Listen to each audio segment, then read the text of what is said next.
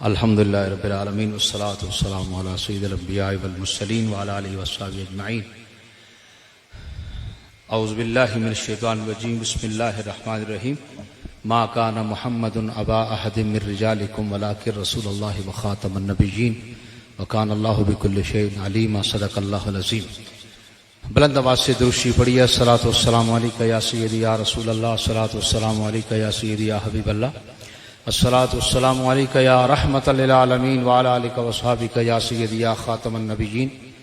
حمد و صلات کے بعد مخدوم و مکرم، فخر السادات، جگر گوشے نصیر ملت، حضرت قبلہ پیر غلام شمس الدین شمس گیلانی زیب آستانہ علیہ گولڈا شریف، سادات کرام، علماء ذی وقار، مشائخ اعظام، حاضرین محفل، رب العزت کا شکر ہے کہ آج کی اس عظیم الشان بین الاقوامی ختم نبوت کانفرنس میں ہم دربار عالیہ گولڈا شریف میں موجود ہیں۔ حاضرین گرامی، جتنا وقت مجھے بتایا ہے اتنے میں ہی بات ہوگی۔ صرف گزارش یہ ہے کہ اس آیت مبارکہ کو ہم تلاوت کرتے ہیں، پڑھتے ہیں، سمجھتے ہیں، سنتے ہیں۔ تھوڑی سی توجہ کی بات یہ ہے کہ یہاں عجیب انداز سے رب نے ختم نبوت کو بیان کیا ہے۔ فرمایا کہ محمد کریم صلی اللہ علیہ وسلم تم میں سے بالغ مردوں کے باپ نہیں ہیں۔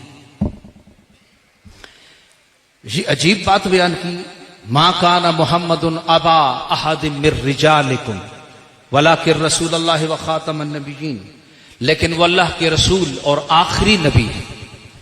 تو یہاں ختم نبوت کو حضور کریم علیہ الصلوۃ والسلام کی اولاد نرینہ کے تناظر میں بیان کیا کہ جیسے حضور کی اولاد نرینہ نہیں ہے اس لیے حضور خاتم النبیین ہے۔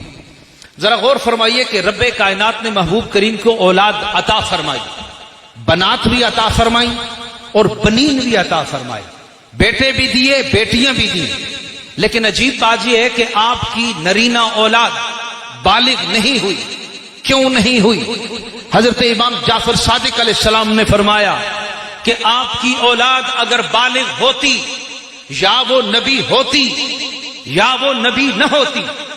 اگر حضور کی اولاد بالغ ہوتی اور نبی نہ ہوتی تو دیگر انبیاء کو اس جز میں حضور پر فضیلت ہوتی کہ حضرت سلیمان علیہ السلام کہتے دیکھیے، حضرت داؤد علیہ السلام کہتے دیکھیے سلیمان نبی ہے، ابراہیم علیہ السلام کہتے دیکھیے اسماعیل نبی ہے، حضرت یعقوب کہتے دیکھو یوسف نبی ہے۔ لیکن محمد کریم کا بیٹا بالغ ہوتا، نبی نہ ہوتا، دیگر انبیاء کو آپ پر فضیلت ہوتی۔ اور اگر مصطفیٰ کریم کا بیٹا بالغ ہوتا اور نبی ہوتا پھر حضور آخری نبی نہ ہوتے، بالغ ہو کر نبی نہ ہوتا، انبیاء کو آپ پر فضیلت ہوتی اور فضیلت تو سب پر مصطفیٰ کو ہے۔ اور اگر بالغ ہو کر حضور کا بیٹا نبی ہوتا پھر حضور کی ختم نبوت پر حرف آتا۔ میں سادی بات اس دربار شریف میں ایک اتنی بڑی خانقاہ اور اتنے بڑے دربار اور اتنے بڑے حضرت کی موجودگی میں ہدیہ کرنا چاہتا ہوں کہ جب رب نے ختم نبوت مصطفیٰ کے لیے حضور کی اپنی اولاد کو بالغ نہیں ہونے دیا، پھر کیڑا جنا اٹھا تے کیڑا بندہ اٹھا، کیا حسب کیا نسب، کس درجے کا اور کس نسل اور ذات کا آدمی ہوگا جو ختم نبوت کے لیے کلیم کر سکے، جو حضور کے بعد نبوت کا دعویٰ کر سکے۔ آپ اسی بات پر میں اکتفا کرتے ہوئے بات کو سمیٹتا ہوں۔ انشاءاللہ نقیب محفل کو ضرورت نہیں پڑے گی کیونکہ جو پانچ کے ماننے والے ہیں ان کے لیے 5 کافی ہے۔